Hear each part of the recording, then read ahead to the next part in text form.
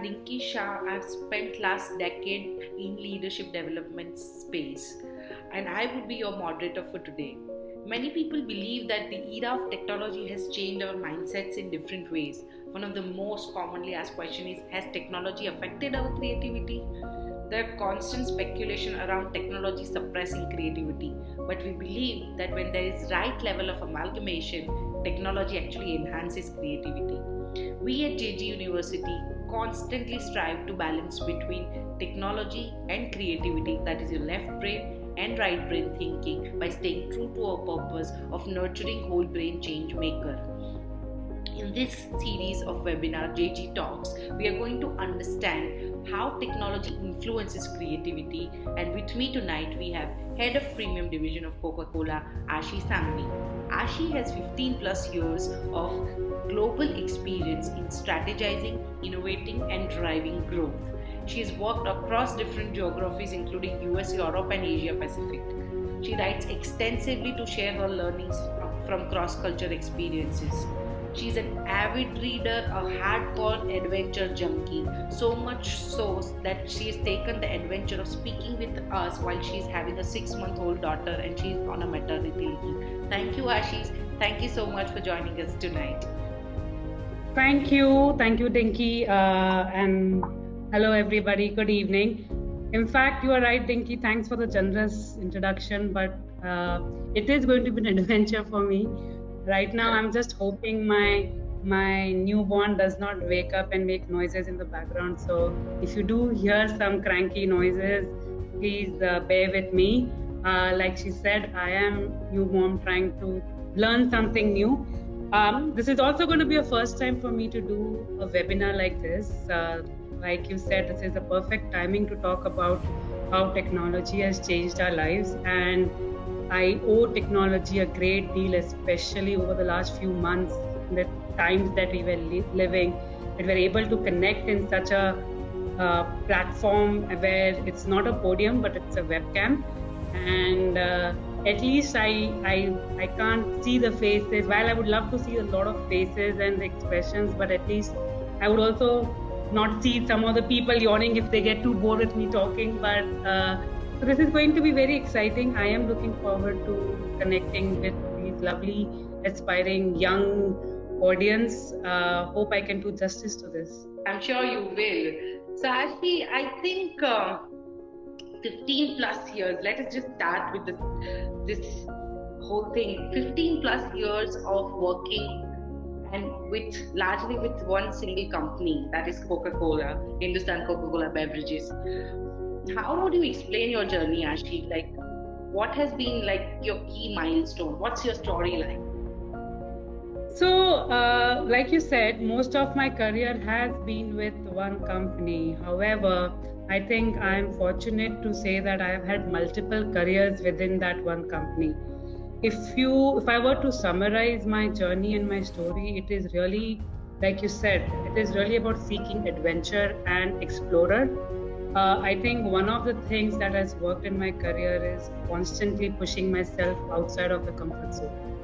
So my so-called mantra has been, the moment I get too comfortable in a job, in a domain or in a location, I have moved. So luckily, I have been able to work in my 15 years in different domains, starting from supply chain, strategy planning, finance, customer, commercial, sales, business development in America, in Europe, in Singapore, now in India. So it never felt like one company, because every function, every country felt like a new company to me. So that has really been my high. And if I were to really tell these audience, these young people who I'm sure are 10 times much smarter than I am when I was their age, but one thing I will definitely say, that don't hesitate taking risk in your career, especially early on, and don't get comfortable with the comfort zone. Don't early on in your career decide this is what I am and this is my comfort zone, because you never know, the next role, the next risk you take might be a lot more rewarding. So that's really how my journey has been with Coke. I proudly call myself the jack of all trades, and I say I'm master of my own. So, and that's what I've been following all through my life. So to be able to be the jack of all trades, actually, I think you probably are constantly acquiring new skills. So, what is it that you do? What has helped you thrive, and how do you learn and acquire those new skills? And if you have to like really take the next phase, which are the skills you would love to acquire? So, Dinky, if I may just say, I think I am in general not a big fan of the word skills. One, I feel skills makes you a lot more. It has a very specialist connotation to it. It also feels that it has a shelf life. More than the skills, I believe in the approach, in the mindset, in the attitude and the philosophy you want to take your life forward with. And in my career frame, I think I call my philosophy as ACE, ACE, with A is all about being authentic. So I have always believed in being authentic all through my career, even early on. To be honest with what you want, who you are, what is it that you're looking for. It's really C is about being curious. I think always be curious. I was always being curious about how it would be if I were to move to an unknown city, what would it be like if I did suddenly do a supply chain role out of nowhere. Let's figure it out. Be curious to learn. And E is be ethical. So that's my mantra is ACE. It says authentic, curious, and be ethical. And that's what has been, the curiosity in me has helped me learn a lot of new things because I find my work to be my fun as well. So it never felt like work. It never felt like I'm making a lot of effort because I'm learning. And the moment the learning quotient in my roles kept declining is when my ability to perform declined, and that's when I knew it's time to move on. So that's what I would call, and if I were to continue to, if I look at my career for the next whatever 10, 15 years left, I would continue to look for roles that makes me grow, evolve the person I am professionally and personally, and as long as I can maintain my ACE performance is what I strive for and thrive for. So that's my mantra and that's worked for me so far. So of course, that's great story and a journey, and you are heading a premium division now. That's a large role, and often I've read a lot of articles that you've written in Huffington Post, wherein you mentioned that if you were to make your own team, these are the 5 characters you would recruit from Mahabharata. Now things have changed quite significantly. If you just talk last 6 months, things have been very different. If you were to make a new team now, what kind of leadership skills or what kind of skills, I will not refrain from using word skills, but what is it that you would look out for when you would want to build your own team now? So first of all, thank you for reading the article. I didn't know people still read my article. I think I've read it. I wrote it a while back, again when I was on a sabbatical. I think it was something just out of the blue I wrote, but thank you for appreciating it. But if you read the article, if you look at the characters I chose, which was Duryodhana, which was Bhishma, which was Eklavya, which was Karn, and Draupadi. And for the audience, Draupadi was not there for the sake of diversity. I had a reason for that. So the reason I chose and what made up why I thought they would make a great team is not necessarily for the craft that they were known for or the skills that they were known for. On the contrary, their counterparts in the Pandavas were better skilled in terms of their craftsmanship. However, what appealed about them was their innate sense of their approach towards life, loyalty, self-driven, agility, resilience, is authenticity is what really makes them a good team. And if I were to really go out hiring now, these will still be the will be the approach I will take, because especially now more than ever, because these are the times which are testing times. These are the times which requires a lot of resilience, more than a lot of agility to quickly adapt to a new way of doing things, and be resilient about understanding and be empathetic towards the situation. So more than the skills, again, I'm going to reiterate, I would be looking for this approach, looking for candidates with this approach. If I were to say, and I'm sure most of us have now been familiar with this term of IQ, EQ, now there is SQ, and now recently I got a WhatsApp saying there is an AQ, which is adversity quotient. So all these Qs, I think I put a lot of weightage on the EQ part of the equation. IQ, we are grown up in a society where the education system is such rigid and so intense that there is so much of focus on IQ that all of us eventually will, I'm sure we all are smart in what we do. It's the EQ which is a differentiator. If you talk about SQ, the social skill is what will be a differentiator. And now I really believe in this concept of AQ, which is the adversity quotient, how resilient you are in these times. So if I were to hire a new team, I think somebody who is agile, somebody who has demonstrated resilience, somebody who has demonstrated empathy towards people, who is authentic, who is self-driven, is what I will be looking for again.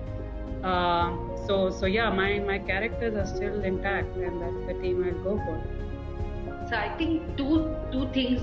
I mean, clearly agility and resilience. Now, when you talk of agility and resilience, Ashi, to what extent that ambidextrosity is critical? Just balancing the left brain and right brain, balancing your creativity, technology, and analytical thinking. So all of it, how do we amalgamate? To what extent that is important? It's extremely important, especially like I said in these times, right? Because these are the times where nothing in isolation will be good enough. So you talk about left brain, you talk about right brain, but you can be extremely good at data. You can be a data scientist. You can be extremely good at data mining. You could be extremely good at what you do. But if you don't have the understanding of people, ground reality, and how they are coping up with their situation, if you don't have that connect to what it takes to influence your team in these times, all that data will really do you no good. So the balancing the both, or to give you an example, if you're creating a campaign, a marketing campaign, which talks about, in these times if you're creating, and if you don't talk about how your campaign influences people at a lower strata, you can have a technology which allows you to go online and which allows you to connect to your audience that are internet savvy, but your product is really catering to a low strata. You're not really connecting the dots, right? So your creativity has to come into a play where you know how to reach your audience, you know how to reach your target consumers. So balancing the two is extremely important, and that's where the ability and the agility comes in, the ability to quickly change, adapt to the need of the hour comes in. The resilience comes in, very important. How resilient you are to the situation and how much you are able to grasp and take it in is very important. So all of these matter. In fact, it is very, very critical in these times. It will also actually be a differentiator in terms of your leadership skills, because at the end we all should strive to become a leader more than just a manager. Because having a certain specialist skills can make you a good manager. But if you really want to lead from the front, you really need that wholesomeness. You really need that perfect combination of IQ, EQ, SQ, and AQ, and all of that together.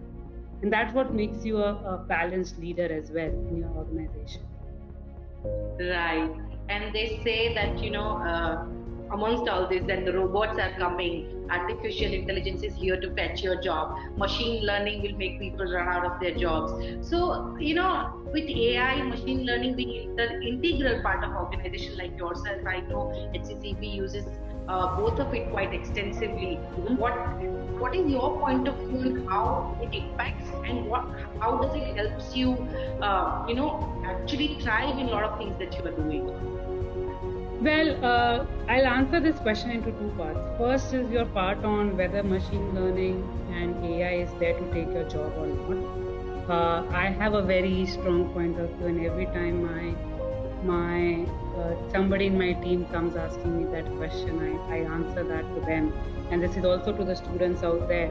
I think again this comes back to the original point on being jack of all trades and what makes you different, right?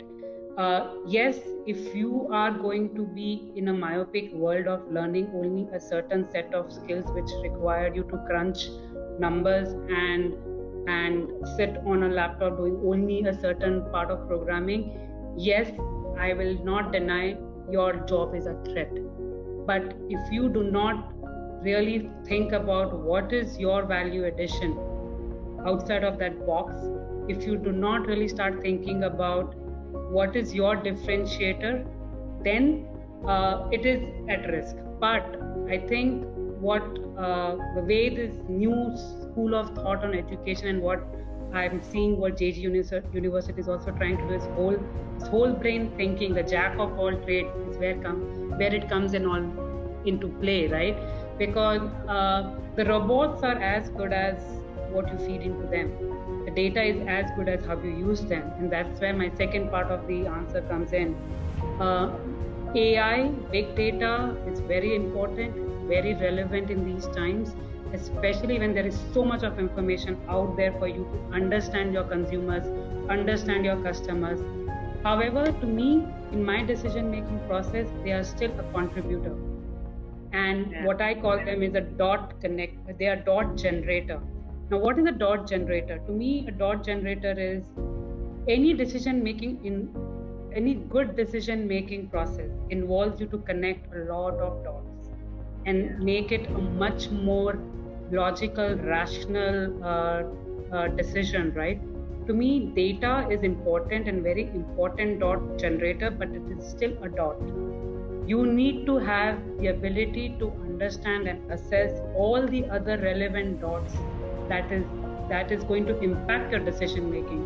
A lot of these dots may not come from your data. It can be your real-time experiences with people. And because I work for a brand that is really about people, touch and feel, I am groomed in that way. We all in our company believe heavily on using the data to the extent that it helps us reach to those consumers who are people closely. But again, it is all about it is an enabler. It is not the end. It is supposed to help you to make the decision. So at the end of it, when you talk about data, learn to discern what is the right data, how much is too much data, how do you filter it, and how do you connect the dots. At the end, it is really about your ability to connect the dots and think of all the possible dot generators that can possibly help you make that informed, wise, and rational decision. It matters. So to answer your question, we use a lot of data points. We use AI in our supply chain when we talk about setting up a supply chain. I use a lot of data for my sales because I'm in a business development role. So a lot of the social media information now is really helpful to see who is drinking our product, what is the population strata, where they sit, what they sit. But at the end, how you use it and how you put all that possible information together is what makes a good decision-making process. So I hope I have answered the question. So while we were at your consumer consuming your product, I think I would like to know how campaigns are generated and how data has backed those kind of campaigns. If you can just help us understand that, and which is your favorite Coca-Cola campaign is also my next question. So I'll answer your first question. So of course nowadays, earlier with the lack of social media and the lack of information, The campaigns were made based on what the brand director's vision of the product was, right? And it was more mass. It was usually only for the TV and the radios of the world. So you never knew, we never got the real-time data of the impact of that campaign, right? Now with world changing and big data coming in and the social media coming in, I like this whole idea of targeted segmentation. So we use all of that data to do a targeted segmentation where we create campaigns which are for your target audience. So for example, my latest brand that we launched was Smart Water, which was a premium water brand, and we never launched the advertisement of that product in the TV, because the data showed that the audiences, the consumers of Smart Water are not watching TV. They're actually online. They are traveling. They are globetrotters. So they will be mostly on internet, right? So we basically only did e-campaign for this brand, and we only launched the brand on a social media platform with Rana Daggapati and then Radhika Apte. So it has changed the way we have running the campaigns. Also, the data has helped us understand. It has got to a granularity to the point where what part of the campaign is affecting what strata of the population, especially India, where there is so much of segmented population. There is India A, which is your urban and your metros. There is India B, which is your middle class, but your aspiring middle class, right? And that is where most of the growth is. Your growth is coming from B to A. And then there is a huge segment, which is your rural India, India C. The interesting part is internet penetration has gone up so much over the last few years. It is across the strata. So the data has helped us really segment our campaigns, our brand propositions to the point that we know which brand to launch in India C versus India A versus India B. And that's how we've been using all of that data. Now coming back to my favorite campaign, there are many, but since we are talking about these recent times, Coca-Cola had globally launched a new campaign, which was not about the brand, but it was the values of the company that they set forth. So they talked about inclusivity, they talked about being resilient, being there for our consumers in these tough times, being there for our retailers in these tough times. And if you get a chance, you can go on to my LinkedIn page and see that ad. But it is a beautifully made ad. It pretty much talks about solidarity in these times. It was a global ad made across all the countries where Coke operates, and we all came together to put that ad. So that's one of my favorite ad. My favorite brand is Smart Water for right. I've launched it, and the campaign of that product is also one of my favorite. Yeah, you're saying it because you've given your heart to it, Ashi. And yeah, you're running it like a startup of your own. So if you were to, Ashi, and India is becoming the startup hub, and Bangalore, where you are right now, is actually Silicon Valley of India. And if you have to rank, according to you, would be the best startup or the most promising startup? I don't think there is such a thing called best startup. I think there are different ideas, and it's amazing how India now can give that platform to different ideas in different domains. So it won't be fair to single out as a best startup, but one of the promising startups I feel closely connected to is Udaan, that has come up recently, which is a B2B platform. It's a platform for bringing all the B2B wholesalers on one platform, which is very, very unique and very interesting ideas in these times, especially in India, where the market is so fragmented. It's not organized. That whole segment is not organized, and to try to bring together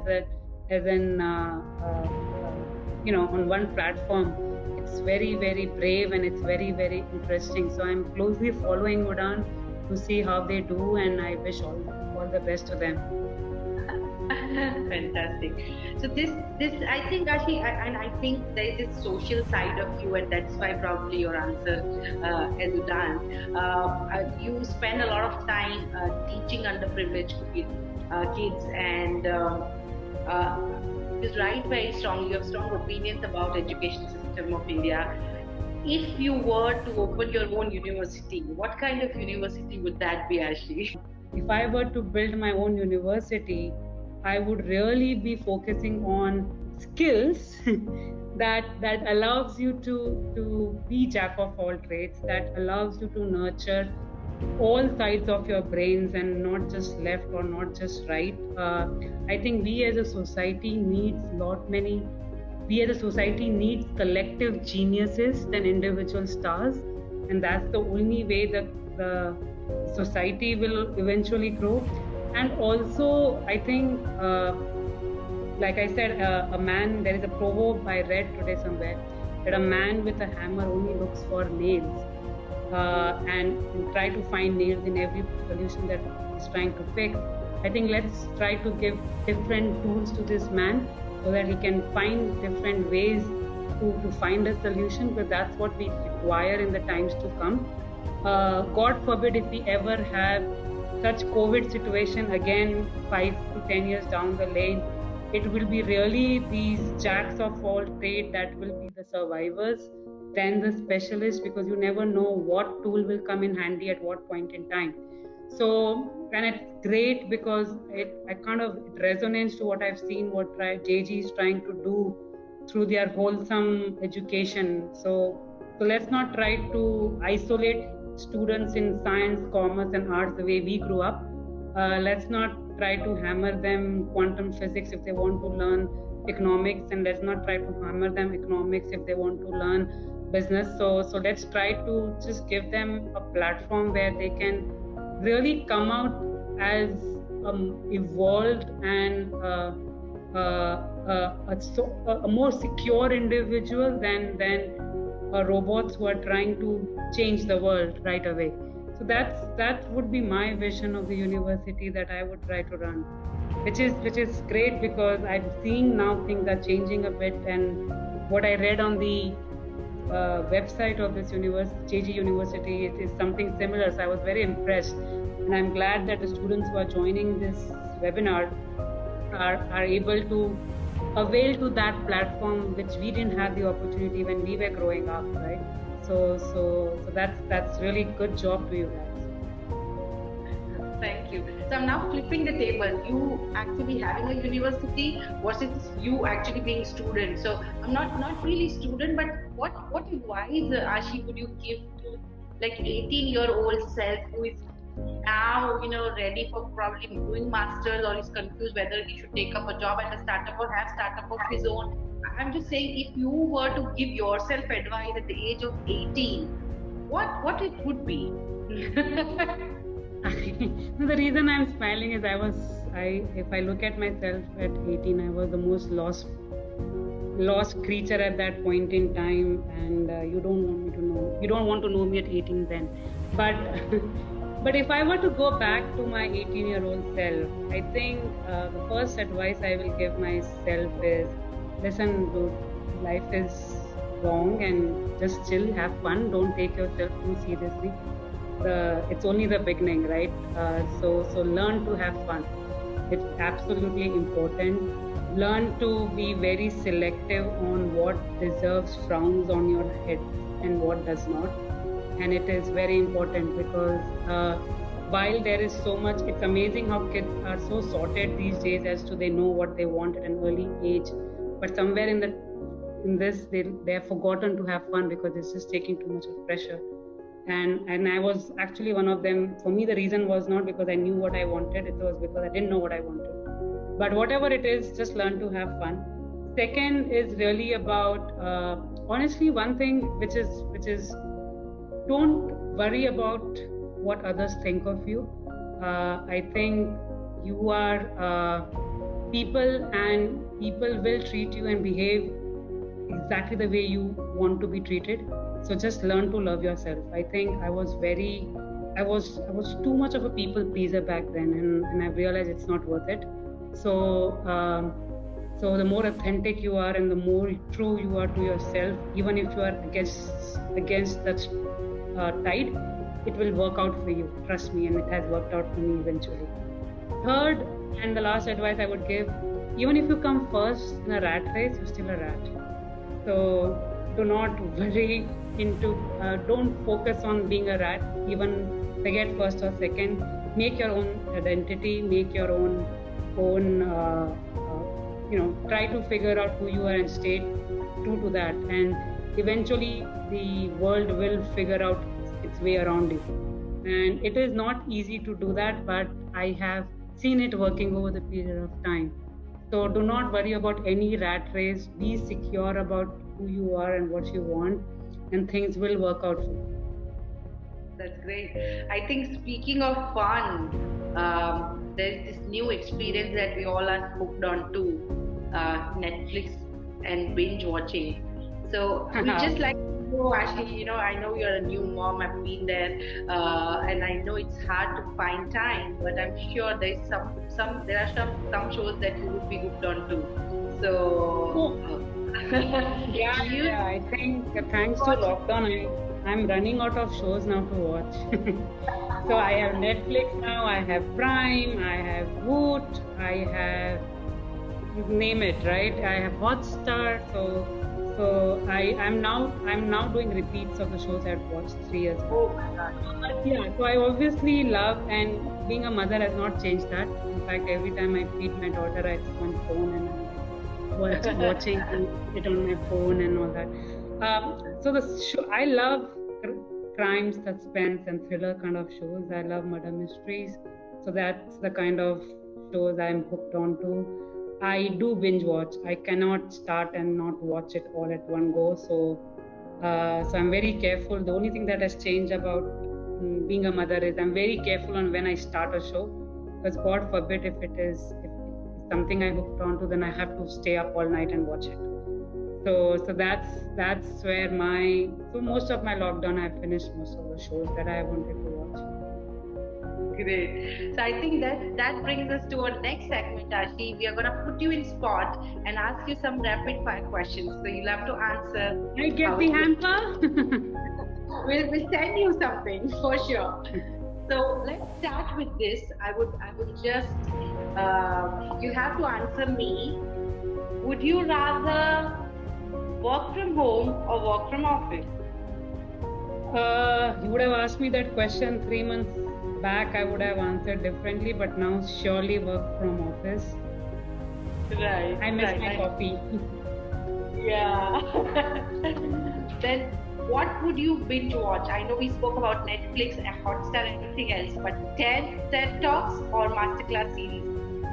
I won't binge watch any one of them, but I would not mind. I do mind. I don't mind watching TED Talks once in a while if it's an interesting speaker. Right. London or Singapore? Where would you rather be? Bangalore. Especially if you are in lockdown, you'd rather be home. Yes. All right.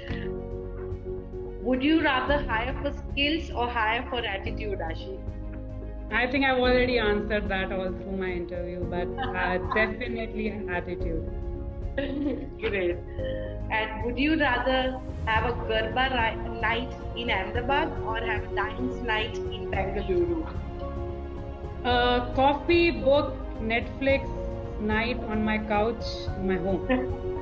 Neither of the two. Great. And one more, especially for you, Coke in a fancy restaurant or Coke on a dhaba? Coke with bhel. Is that an option? Coke with what? Bhel. That's my pet peeve. But Coke in a dhaba. I love Coke in a dhaba. Coke in a dhaba.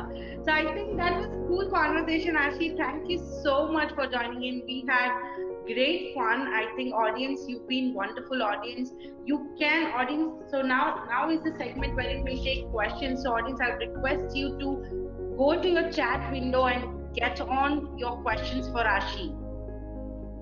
Thank you guys for being patient. Go on mute even if you but I really appreciate Denki for the invite, and thank you for the great questions. We're just looking through the chat window for questions for you. Sure. So how much AI do you implement in day-to-day work is the question, Ashi. Um, So, so depends. So when you talk about AI, some of it is very obvious in terms of the tools and the softwares you use. A lot of it is embedded. So I am so in a day-to-day life. If you ask me, it is a lot of it is embedded in the way we operate. Right? Our let's say our chatbots in terms of when we have any IT-related issues. So we have there. If you ask me, in my sales role, in my business development role, I use AI in the form of information that we basically get from our consumers, which is not on a day-to-day basis. The day-to-day basis is really about touch and feel and being in the marketplace. But the embedded AI, which honestly, even I don't know, in a lot of ways, AI is now part of our lives. We use it on a day-to-day basis in the sense a lot of the things in our company is automated. The way we run our data analytics, the way we get our reports in the background, the way we get our daily sales report, the way we do the analysis of our daily sales report. It's a lot of it is automated. So in a way, yes, it is embedded in a day-to-day basis. But if you ask me specifically that, oh, this is the AI tool, now let me use it in my decision making, then that's a very iterative process, and it's a very sporadic process depending on what decisions we are making. Right. So I think that's quite an apt answer. I'm just looking through the chat window again, Ashi. What is it that you do to have fun at your organization at Coca-Cola, Ashi? That's the question.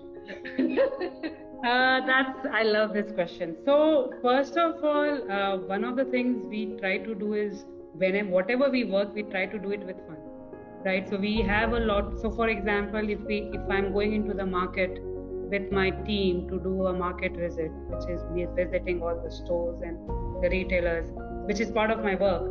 We try to then end the day at a pub and have a drink and then chit chat. Or what I have is a circle of friends, and again, one of the advices I will give to all the audiences out there: do have your core circle of friends at work, not just colleague, but people you call friends, because they are going to be very important part of your life, and as you grow in your career, they will play a much bigger role than your managers and bosses and so have that core circle. So I do have that, and we need to have a mandatory chai every afternoon. The company itself does a lot of formal events. We do sometimes our quiz contest, we have Antakshari contest, we have holy celebrations, we have family day, all of that. So formal celebrations we do a lot, but on a day-to-day basis, I am a big proposition of having fun, taking a lot of chai breaks. I never have a face-to-face meeting in a conference room. I always do it in a coffee shop, so that it's a lot more informal and it's a lot more like there is no manager and subordinate sort of a relationship. We all are same, and we basically are like friends.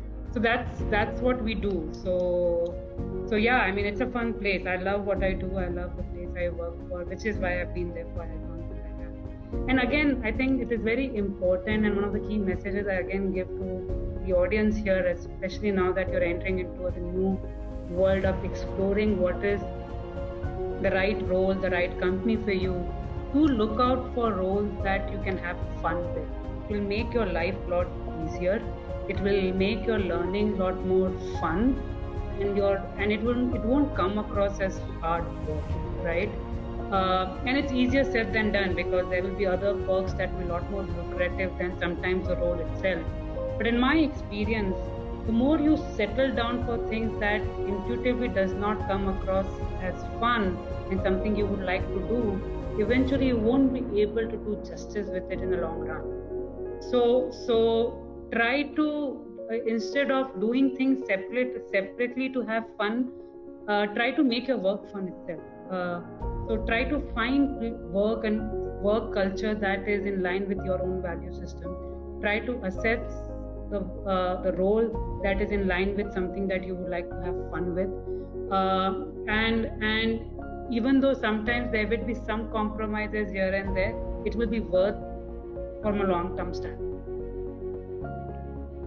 That's great. The other question is how to select what to study to make a career. Now, I know. So,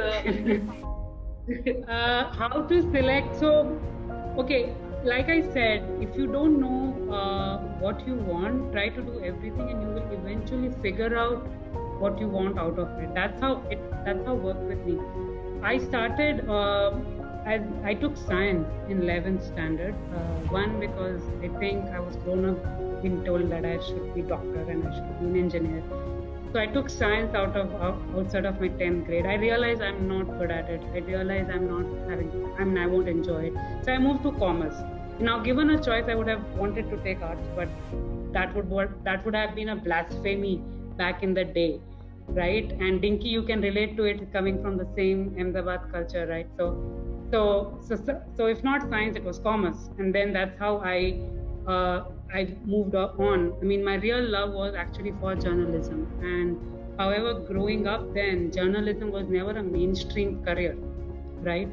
Writing was something if you want to do on the side you can, but it's not a mainstream career. It does not pay you. It does not give you the job, the recognition, the title, the tag, whatever it is that you thought makes you successful. So obviously don't go through that line of selection. What I would recommend, if you don't know what you want, try to now with all these different platforms, you have a way to assess, right?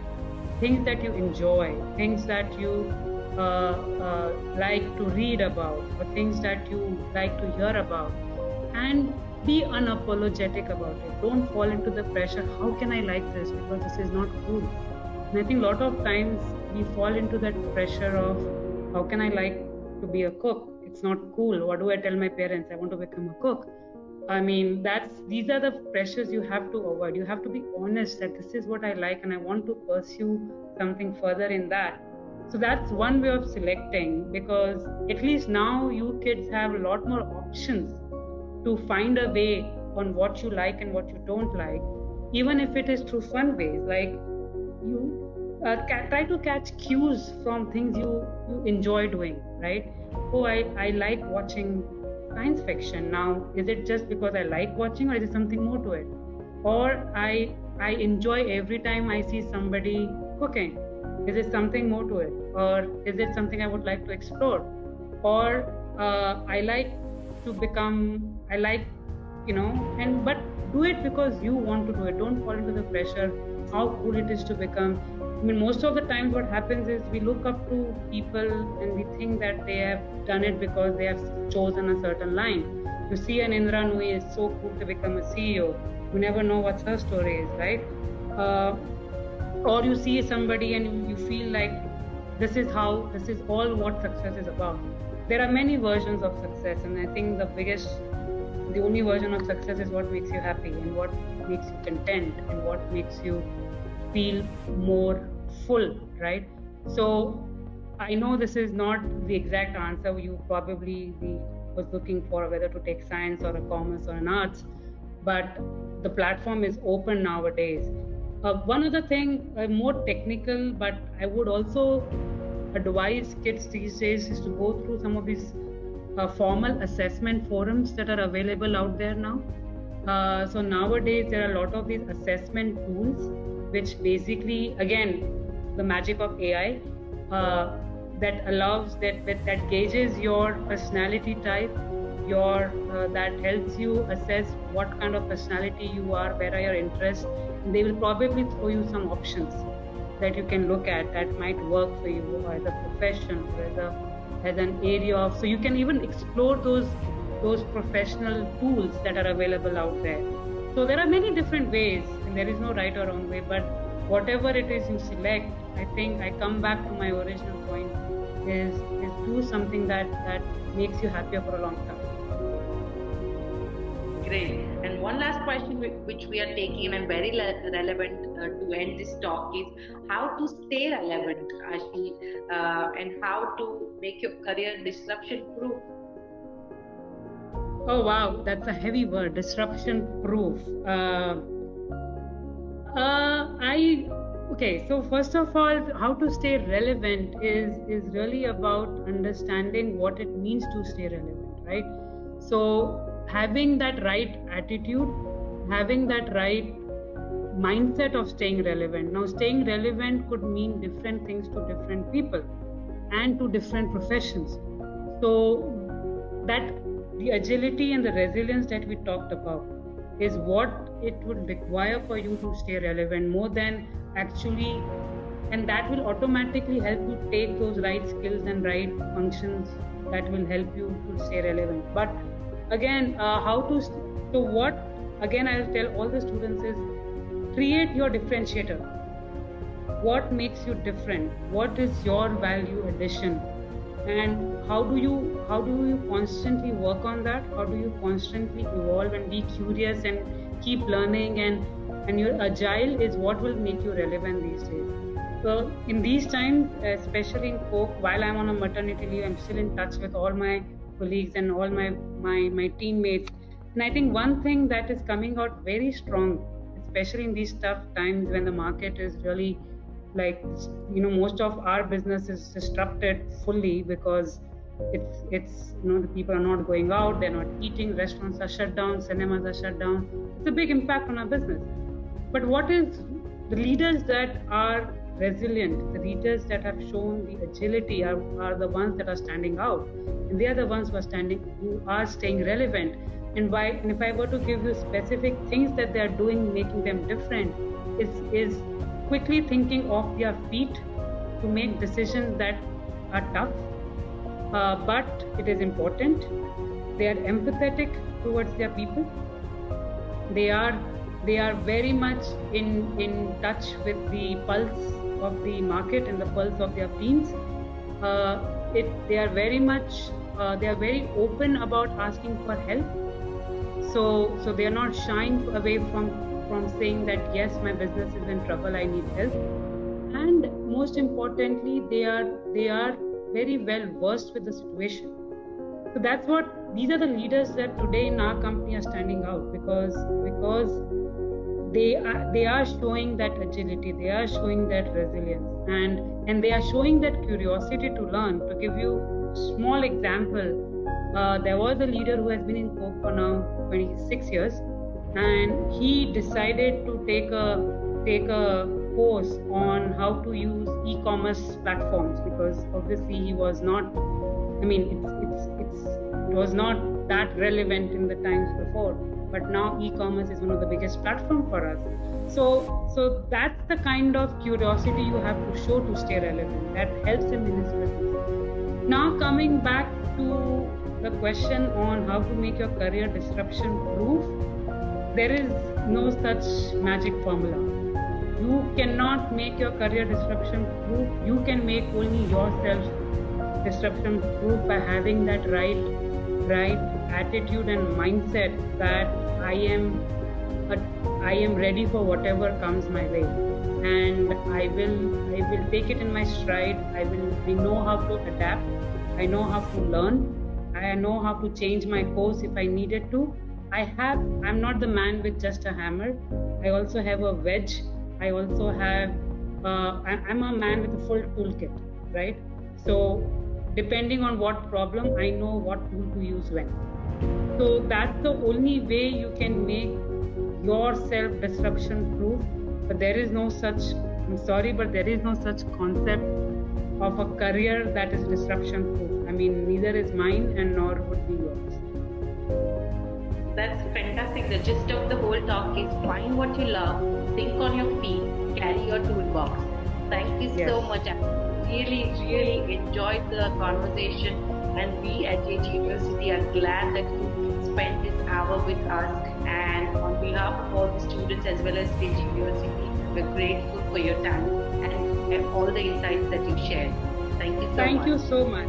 No, thank you so much, and I wish you all the best, guys, as you explore your next journey, whether it's in education, whether it's your career, whether it's profession. Just be bold, take risk, have fun with your life. I think that's what there is to it. and all the best. And thank you, Denki, and thank you, JG University, for giving me this opportunity to interact with all of you. Thank you so much. Bye. Bye. Bye, guys. Bye.